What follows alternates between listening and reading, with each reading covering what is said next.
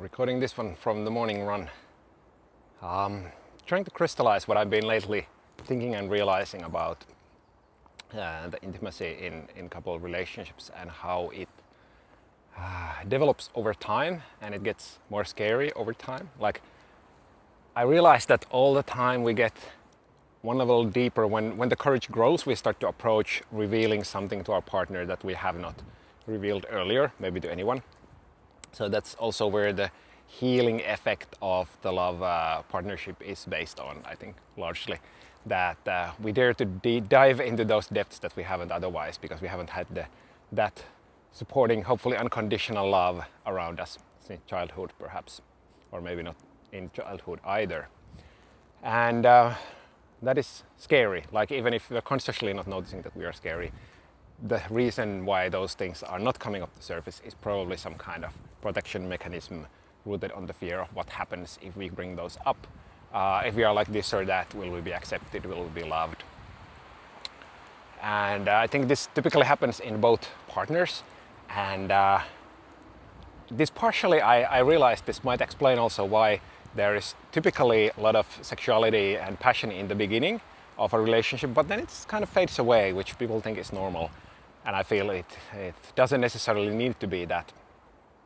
But I realized that one possible explanation is that because we go deeper, like what is supposed to happen is happening. We get to the more scary parts in the relationship, but the other person revealing something new for themselves, something scary or something perhaps unwanted culturally, or some weakness or something like that, it can also turn off the other person, or they can at least feel that the reaction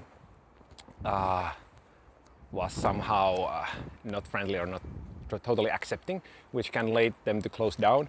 And typically, if close down and don't feel completely safe in a partnership, it's harder to open up for sexuality as well. So I think this is like a super important thing to realize, and then for either party to realize that when somebody is opening up and revealing something vulnerable, to connect into our hearts in that part that can be loving, can be unconditionally loving. Even if some part is scared, like, okay, this is revealed about my partner. What if I lose them? What if they want to change career or direction of partner or whatever? But like, resisting that what is coming up is not going to change that. It might be delaying that, but it also can be shutting down the heart on both sides. So, and it's hard for both sides, I think, depending on what comes up. Sometimes it can be easy. The other person is like, yeah, this doesn't trigger me, not pushing my buttons. Like, you are loved as you are, and thanks for revealing this.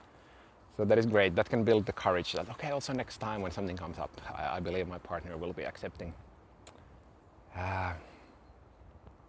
But sometimes it doesn't go that well, and then it can take time to heal the trust.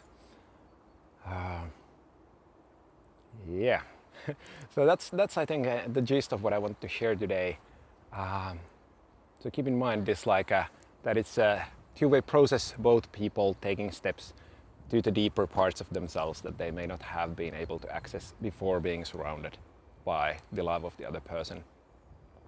And then when that happens, be courageous to share, trusting that the other person will be there for you, will be accepting, even if there is some type of shock or triggered reaction at the beginning.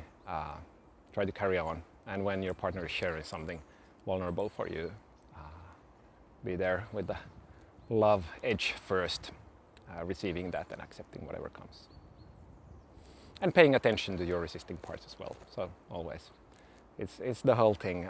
It's that we are good to be aware of and welcome all parts of ourselves, but then choosing from that point of awareness how we receive the other person.